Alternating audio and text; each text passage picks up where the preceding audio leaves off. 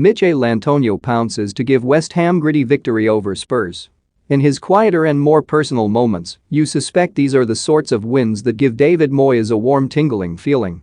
1-0 at home against your local rivals from a set piece. A plan soundly executed. A proper noses in the dirt defensive re-argued at the end. And for West Ham, who now take Tottenham's place in the Premier League top 4, further proof that Moyes' ball is good against all oppositions, in all conditions. Michail Antonio reacted quickest to punt home Aaron Cresswell's corner 18 minutes from time, a poacher's finish against his favourite opponents. In truth, Antonio had a quiet game to that point, and this was not a flawless team performance by any stretch. But there was a real stomach and maturity to the way they managed this game, seeing out the tough periods before gradually raising the volume in the second half. Declan Rice deserves a special mention here. Again, immense. It was a salty, edgy sort of game. Tottenham the better side for long periods, enjoying the majority of the possession and openings, but with that unexploded bomb of a defense always ticking away in the background, threatening to detonate. It's now 10 games without a clean sheet in all competitions, and you can sense that edginess whenever an opposition team ventures anywhere near their penalty area or puts in a set piece.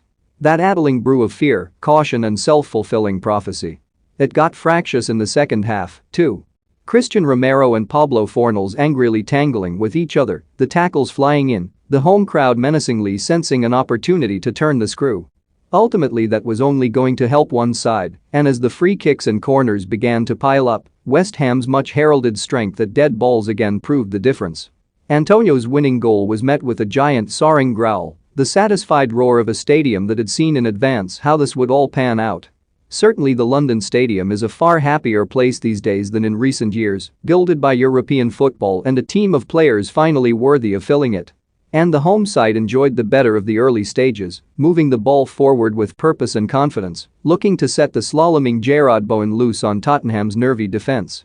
An acrobatic volley from Fornals, saved by Hugo Lloris, seemed to set the tone. But slowly and by degrees Tottenham were beginning to get a grip of the game, with their midfield three of Oliver Skipp, Tanguy Ndombele and Pierre-Emile Højbjerg working the ball around West Ham's two with some clever combinations. Sergio Reguilon at left-back was a frequent outlet, the skittish pace of Lucas Moura and Son Heung-min, a reliable threat in behind. At the back, Romero was dealing well with the slippery, multidisciplinary challenge of Antonio, who until his late goal barely got a whiff. Harry Kane was having a decent afternoon. You sense there is a part of him that rather enjoys simply being a striker again, rather than a high-stakes transfer saga, and as Tottenham leaned into the game so did he. He began to drop a little deeper in direct play, playing a sumptuous pass to Son that created a chance for Moura. Just before halftime a towering leap to meet Reguilon's searching cross forced a good save from Lucas Fabianski. In retrospect, Tottenham probably should have scored during that strong period either side of halftime. After the break Tottenham had several threatening counterattacks, only to mess up the final ball. Ndombele, Moura and Kane all guilty.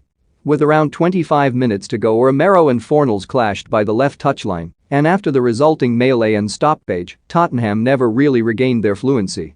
Not long after, a horrible error from Højbjerg let Fornals in on goal, and although his shot was tipped over by Lloris, a corner was the result.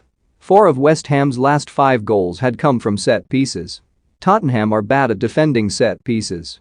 For Cresswell and Antonio it was a marriage made in heaven, and as the corner somehow evaded 2 Tottenham heads, Antonio maneuvered himself towards the near post to meet it with a firm boot. Kane was culpable here too, not so much marking Antonio as giving him a supportive cuddle and doing almost nothing to deter the shot. Tottenham were far too spooked to offer any sort of riposte. Nuno Espirito Santo waited until the 84th minute to change things, and as Giovanni Lo Celso and Brian Gill pranced aimlessly around in the closing minutes, you could sort of see why.